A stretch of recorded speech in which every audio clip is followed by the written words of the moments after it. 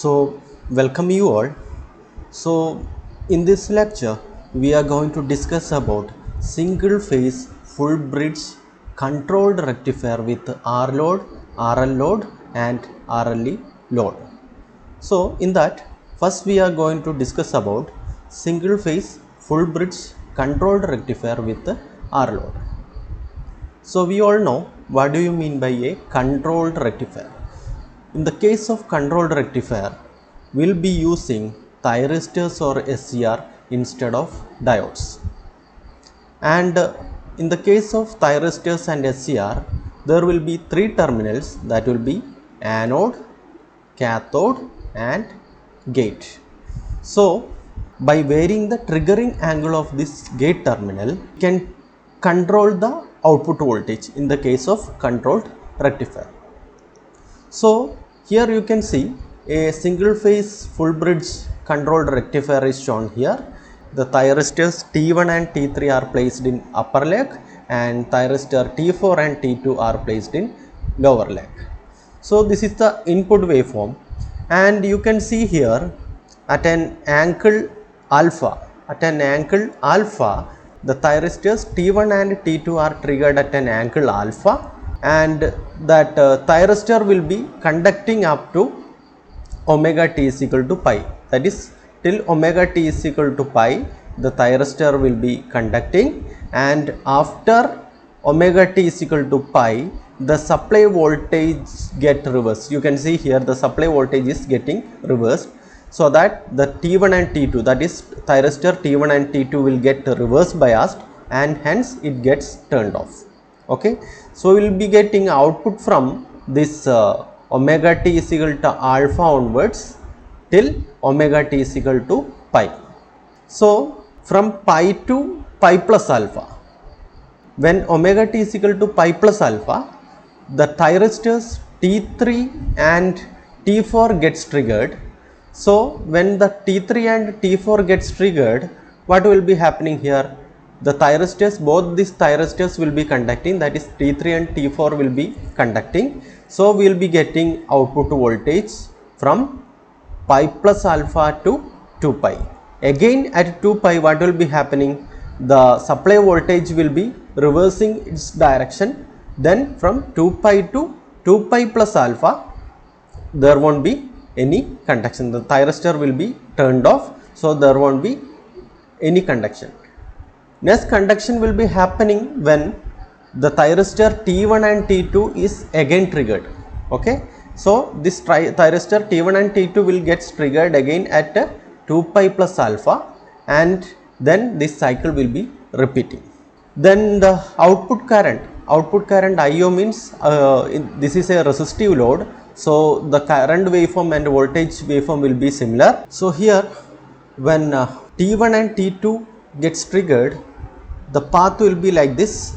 You can see here T1, then load, then T2, then it is coming here back to supply.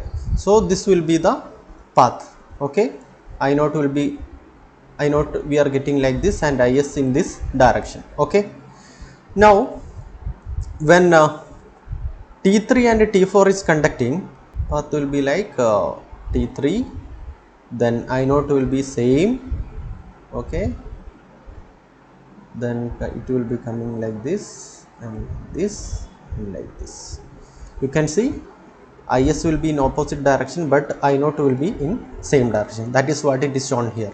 I0 will be getting like what voltage waveform we have got, like that we will be getting I0, and IS you can see in first condition, that is when T1 and T2 is triggered, we will be getting positive current IS, and when T3 and T4 is triggered, we can see here we are getting that current in opposite direction, that is negative direction. So that is what the waveform mentioned here shows. Now in controlled rectifiers, I have already told the thyristor will be triggered at an angle alpha, that is called as triggering angle. So if you are varying the triggering angle, we can control the output voltage. So by varying the triggering angle, we can control the output voltage and current. So the average output voltage V naught, which is given by V naught or VDC or V naught average, is given as 1 by pi. You can see here in output voltage, you can see the period will be 0 to pi, that is 1 by pi, and it will be conducting from alpha to pi. So limit from alpha to pi, this is a sine waveform, so Vm sin omega t d omega t. So Alvin, we will be getting V naught average will be equal to Vs root 2 by pi 1 plus cos phi, Vs root 2 by pi 1 plus cos phi. Okay, so this is the expression for average output voltage. Now we are going to see about single phase full wave controlled rectifier with the RL and RLE load. Okay, so RL load means it will be like this. Okay, L and R. Then if it is RLE means one more supply, DC supply voltage will be there, that will be RLE load. Okay, so here I am just putting load, it can be RL or RLE load. Okay, so here 4 thyristors are used, T1, T2 and T3, T4. The thyristor will be turned on when supply voltage is greater than 0 and Ig not equal to 0. That is when the anode potential is greater than cathode potential, and also when the gate is triggered, then only that thyristor will be turned on. And you can see here, this is A, terminal A, and this is terminal B. So we can write Vs, the source supply which will be equal to VAB, which will be equal to Vm sin omega t. So we can write VAB is Vm sin omega t, means VBA will be minus Vm sin omega t. And in the case of controlled rectifier, the thyristors are triggered at an angle alpha, which is called as triggering angle, that we have already discussed. And in one cycle, the T1 and T2 will be conducting when the thyristor is fired at an angle alpha. That is when the thyristor T1 and T2 is triggered at an angle alpha, then the thyristor T1 and T2 will be conducting. And in the next cycle, the thyristor T3 and T4 will be conducting when the thyristor is triggered at an angle pi plus alpha. Okay, and here one assumption is taken, that is I0 we will be taking as constant, because here we are going to analyze this RL and RLE load. So in that case we will be taking I0 as constant, because there is a inductor component in the load side. Inductor component means in one cycle it will be storing the charge, and in other cycle it will be discharging charge. So we will be taking I0 as a constant value. Okay, that is one assumption we are going to take here. And you can see here in this waveform, first we have drawn VAB. Okay, from that, if we are taking 180 degree phase shift, that waveform will be VBA. Okay, both the waveforms are drawn here. And the thyristor T1 and T2 will be triggered at an angle alpha, and the thyristor T3 and T4 will be triggered at an angle pi plus alpha. And again at 2 pi plus alpha, the thyristor T1 and T2 will be triggered, and at angle 3 pi plus alpha, the thyristor T3 and T4 will be triggered, and the cycle will be going on like that. Okay, so this is the supply voltage VAB and VBA. You can see here I0 I have taken here constant. We have already assumed that the output voltage, that we are assumed as constant voltage.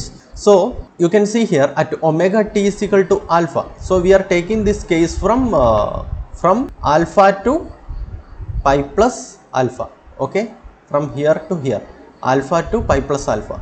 So at omega t is equal to alpha, the T1 and T2 thyristor is triggered. T1 and T2 thyristor triggered means T1 and T2 will be turned on, and the T3 and T4 thyristors will be turned off at that time.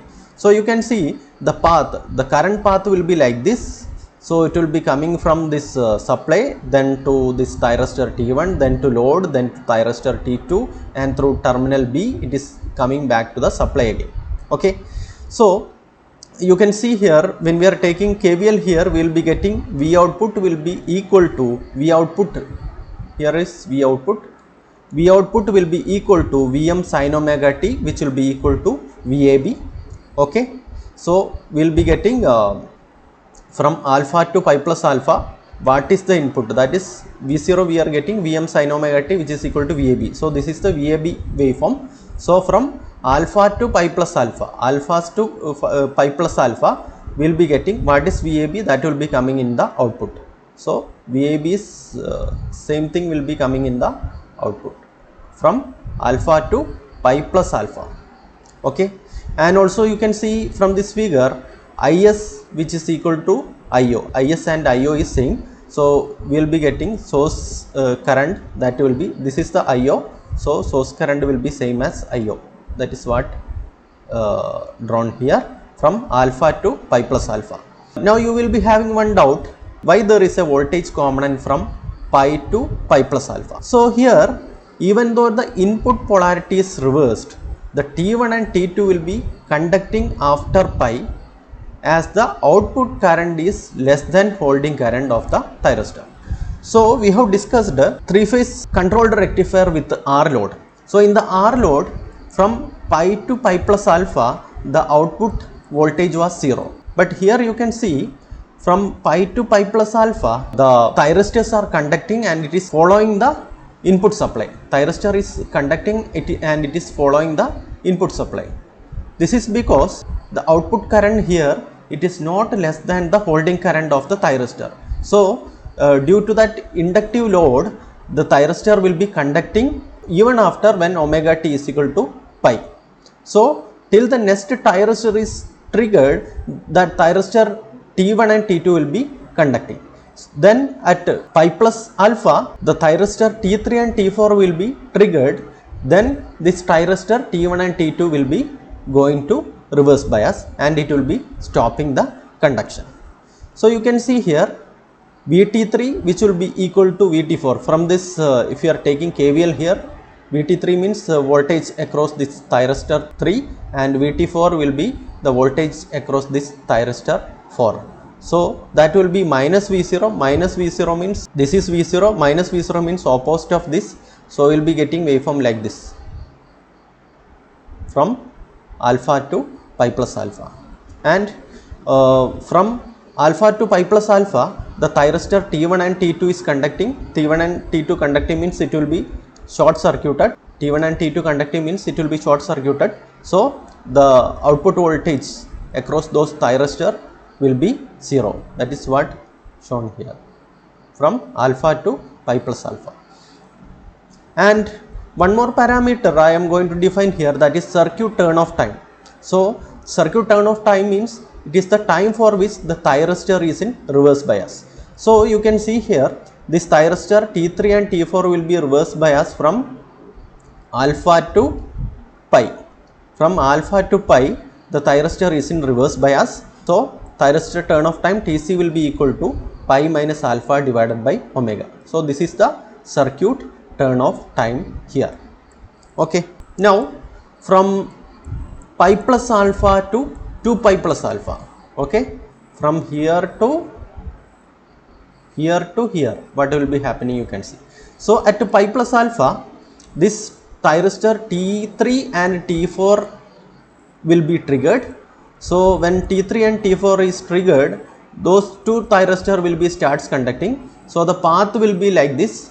So from supply it will be coming to A terminal, then it goes to thyristor T4, then it will be going like this, then it will be going like this, then this thyristor T3, and through thyristor T3 it will be coming back to the supply again.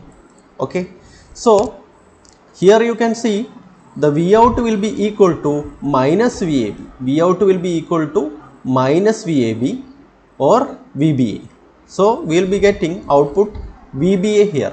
So here you can see VBA means this waveform, right? This is VAB. So VBA is this one. So from pi plus alpha to 2 pi plus alpha, what is VBA? That should come in output. So this is the VBA. So that will be coming in output. So from pi plus alpha to 2 pi plus alpha, this is VBA. So that will be coming in output. That will be coming in output. Okay, and you can see the direction of I0 and IS is opposite. Okay, so we will be getting source current which is opposite to the output current, so we will be getting minus I naught here. Okay, minus I naught here. I naught we have already taken a constant value, assumed a constant value, and again here also you can see a small conduction from 2 pi to 2 pi plus alpha. This is again because the output current is not less than that holding current of the thyristor T3 and T4. So the thyristor will be conducting till the next set of thyristor is triggered. Okay, so Vt1 and Vt2 will be equal to minus V naught, that is, this is the V naught here. So we will be getting the output as minus V naught, means opposite of this, minus V naught. Vt3 and Vt4, both this 3 and 4 is conducting, both this thyristor 3 and 4 is conducting. So we will be getting Vt3 equal to Vt4, which is equal to 0. Vt3 and Vt4 will be equal to 0. And now coming to the average output voltage. Okay, so this is the output voltage. So you can see here the period will be from 0 to pi. Okay, that same period is again and again repeating. So 1 by pi, and it is conducting from alpha to pi plus alpha, alpha to pi plus alpha, right? So from alpha, limit will be from alpha to pi plus alpha, sine waveform. So Vm sin omega t d omega t. So we will be getting average output voltage will be equal to 2 Vm by pi into cos alpha. For RL and RLE load, we will be getting 2 Vm by pi cos alpha. Okay, and also it will be valid only if I naught is continuous. If I naught is continuous, then only this is valid. Okay, and here the each thyristor will be conducting for an angle of pi.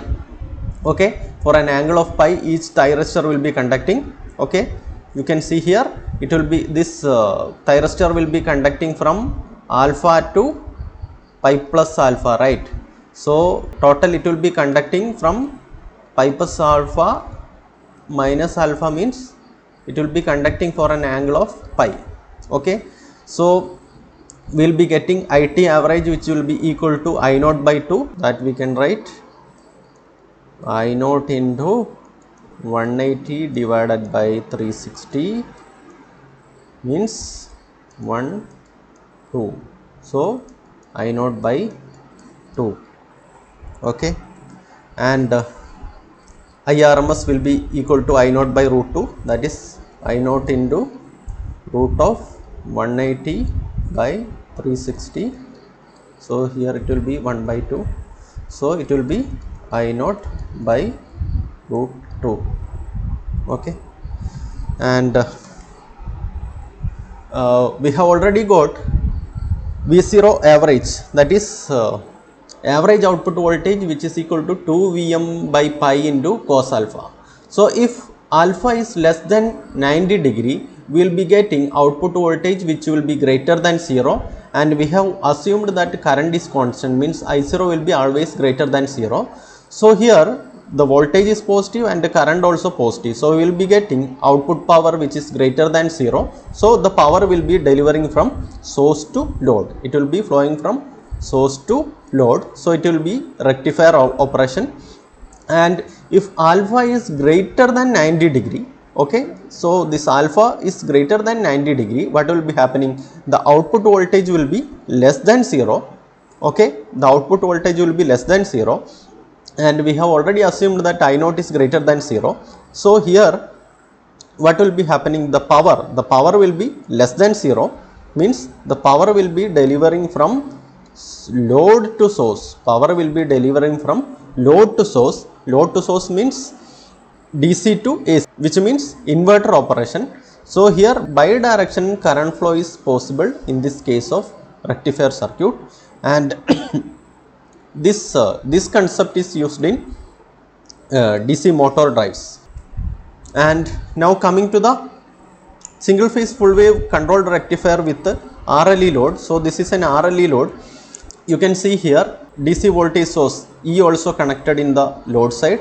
So that is what I have mentioned here, and the angle related to that DC voltage source will be, let it be theta.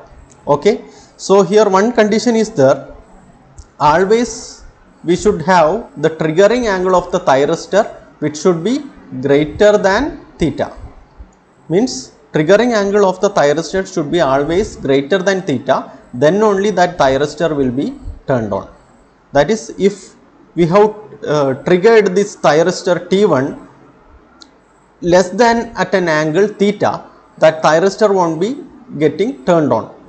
If we are triggering that thyristor after the angle theta, then only that thyristor will be turned on.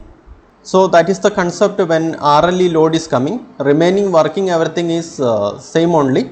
So this is about single phase full wave controlled rectifier with R load, RL load and RLE load.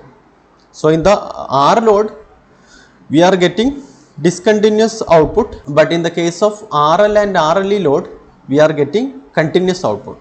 Why it is? Because thyristor won't be getting turned off when the supply reverses its polarity, and also the output current is not equal to 0 and the output current is greater than the holding current of the thyristor.